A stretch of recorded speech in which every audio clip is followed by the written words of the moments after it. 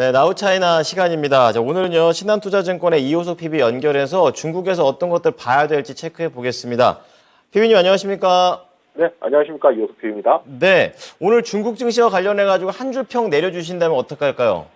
네, 3월 중국 임플란트 리스토킹 재개 이렇게 말씀드리겠습니다. 네, 자, 임플란트 관련해가지고 리스토킹이라는 단어가 또 나왔는데 우선은 리스토킹이 뭔지 모르겠고요. 또 추가로 이제 준비해 주신 게 VBP라는 개념을 말씀을 해주셨는데 이 부분부터 좀 설명 부탁드릴게요. 네, 우선 이제 리스토킹이라는 것은 결국은 다시 이제 산다라고 생각을 하시면 되거든요. 재고를 쌓아간다라는 개념인데요. 1월, 2월에 이제 재고가 조금 많이 줄어들었었습니다. 이 줄어든 재고가 이제 다시 한번 더 3월부터 올라가고 있다 정도 생각하시면 될 것 같아요. 지금 이제 VBP죠. 이 VBP라는 것에 대해서 좀 저희가 이해가 필요한데요. 이 VBP랑 리스토킹이 연결되기 때문입니다. VBP는 이제 물량 기반 조달이라고 저희가 부르는데 이것을 조금 더 이제 알기 쉽게 이야기하면 중앙 집중식 이제 조달이라고 생각하시면 중앙 집중식 구매라고 생각하시면 되거든요.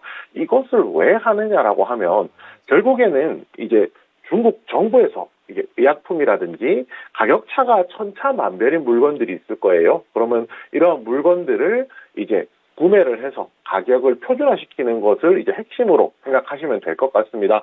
이게 실제로 이제 중국에서 일어났기 때문에 또 전 세계적으로도 사례가 있느냐라고 좀 생각을 해보면 국내에도 똑같은 사례가 현재 있었었거든요. 그게 뭐였냐면 이제 2014년에 이제 국내에서 이제 임플란트 관련한 건강보험 정책이 있었는데요. 쉽게 말해서 임플란트의 가격을 조금 낮춰줘서 보급률을 좀 높이는 정책 중에 하나라고 생각을 하시면 됩니다. 저희가 보통 농담 삼아서 이야기할 때 오리온 얘기하면서 중국인들이 초코파이를 먹는다 하면서 이제 얼마나 많이 먹겠느냐라는 이야기를 하게 되는데요. 실제로 이제 임플란트 같은 경우에도 중국 내에서 침투율이 그렇게 높지는 않았었거든요. 요인으로 치면 한 두 가지 정도를 들 수가 있을 겁니다. 비싼 가격대가 첫 번째일 거고요. 두 번째는 이제 임플란트를 시술할 수 있는 이제 의사의 기술 자체가 조금 못 미치는 부분들이 있었는데 최근에는 이제 기술도 많이 상향 평준화됐다라는 이야기도 나오고 있고요. 첫 번째 말씀드렸던 걸림돌인 가격까지도 이제 이번에 VBP를 통해서 이 중앙 집중식 구매를 통해서 가격대까지도 조절을 할 수 있다라고 하면 이런 부분에서 이제 임플란트와 관련된 수요 자체는 이제 중국에서 임플란트 관련된 수요가 한 번 더 이제 환기될 수 있는 그런 내용이라고 생각을 하고요. 여기서 아까 리스토킹 제가 다시 한 번 더 말씀을 드리게 되면 1월, 2월에는 VBP 때문에 이제 이미 재고가 확보가 되면서 이제 추가적인 구매량이 좀 적었었고요. 3월부터는 재고가 소진되면서 구매량이 다시 쌓여가고 있다 정도 생각하시면 될 것 같습니다. 이제 중국 정부에서 사가지고 가격을 일정하게 만들어버리는 그런 내용이라고 좀 이해가 되고요. 그리고 이제 다시 사고 있으니까 이제 이걸 팔고 있는 입장에서는 돈을 벌 수 있는 기회가 되지 않을까라는 생각도 듭니다. 국내에도 여러 가지 임플란트 기업들이 있잖아요. 어떻게 전망하십니까? 네, 가장 대표적인 기업이 저희가 오스테 임플란트가 될 거고, 그 다음에 덴티움 정도가 되겠죠. 이 부분에 대해서 조금 말씀을 드려야 될 것 같습니다. 이제 VBP라는 것은 입찰 과정을 거치고요. 이제 임플란트 입찰 과정을 거쳤을 때 우리나라 기업과 중국 기업들이 대부분을 이제 응찰을 했고 낙찰이 되었습니다. 그 중에서 한 63% 정도가 국내 기업이고요. 국내 한 5개 기업 정도라고 얘기를 하고 있는데 그 중에서 이제 가장 입찰을 많이 받은 기업이 오스테 임플란트, 두 번째로 입찰을 많이 받은 기업이 덴티움입니다.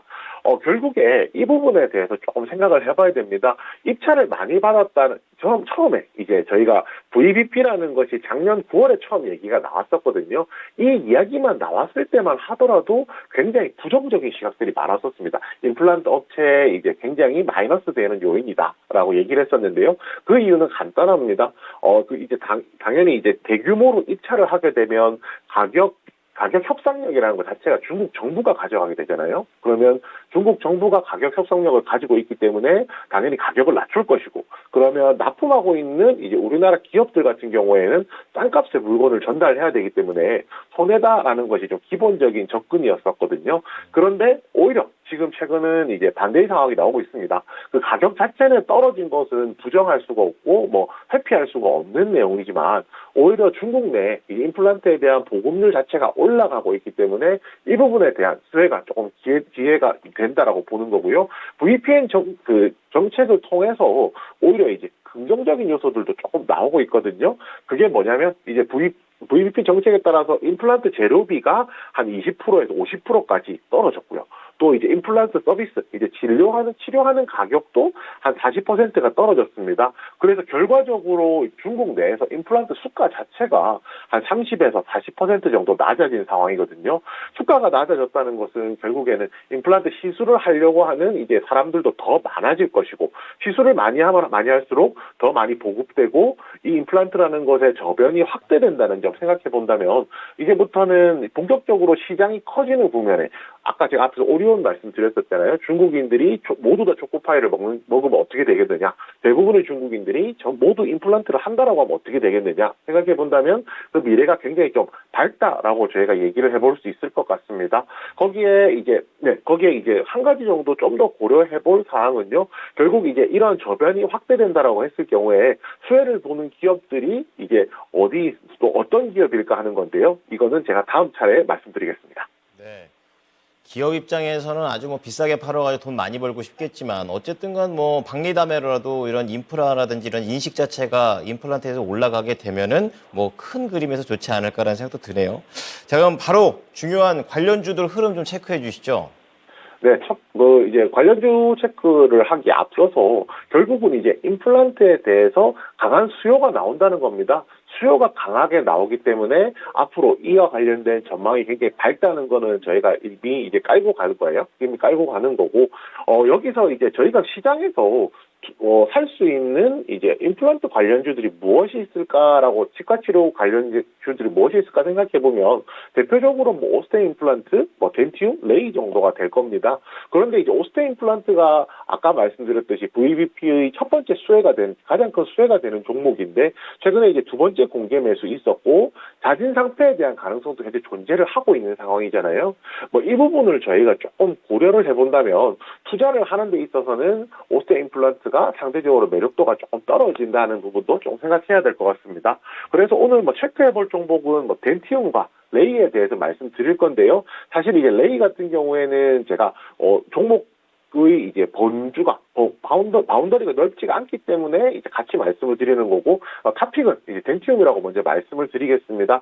우선 덴티움 같은 경우에 제가 앞서서 말씀드렸던 이제 VBP의 이제 최대 수혜주 중에 하나라고 좀 얘기를 해볼 수가 있을 것 같고요. 작년 4분기 실적만 하더라도 시장 기대치에 부합하는 이제 매출이 나왔고, 진행 기대치보다도 상회하는 영업이익이 현재 나온 상황입니다.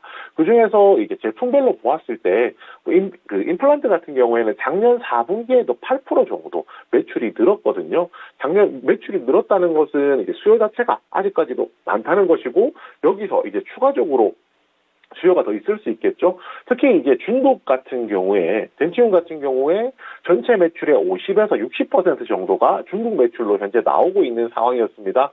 그렇다라고 하면 이제 앞으로 이제 그 중국에 대한 임플란트 매출이 더 커지면 커질수록 중국이 차지하는 비중 자체가, 중국의 노출도가 굉장히 크기 때문에 수혜를 볼 수 있는 기업이라는 것에는 굉장히 뭐 의심의 여지가 없을 것이라고 생각하고요. 차트도 같이 말씀드리겠습니다. 차트만 보았을 때는 그 덴티움 같은 경우에는 고점 대비 어느 정도 조정이 나오는 구간이거든요. 조정 구간에서 매수를 하신다라고 하면 여기서 추가적으로 상승하는 2차 상승에 대한 수혜가 있을 것이라고 기대를 하고요. 그 레이 같은 경우에는 아직도 상승하고 있는 추세에 있습니다. 뭐 제가 좋아하는 달리는 말 중에 하나라고 좀 말씀드릴 수가 있을 것 같은데요. 상대적으로 오늘 말씀드렸던 내용만 봤을 때는 레이보다는 덴티움이 탑픽이 아닐까 생각하고요. 차트만 놓고 봤을 때는 뭐 레이도 충분히 접근해 볼 수 있는 이제 자리다라고 말씀드리겠습니다. 네, 오늘은 또 하나의 투자 힌트, 임플란트와 관련해서 좋은 얘기 들어봤습니다. 잘 들었습니다, PB님. 네, 감사합니다. 네. 자, 오늘 나우 차이나는 신한투자증권의 이호석 PB 의견이었습니다.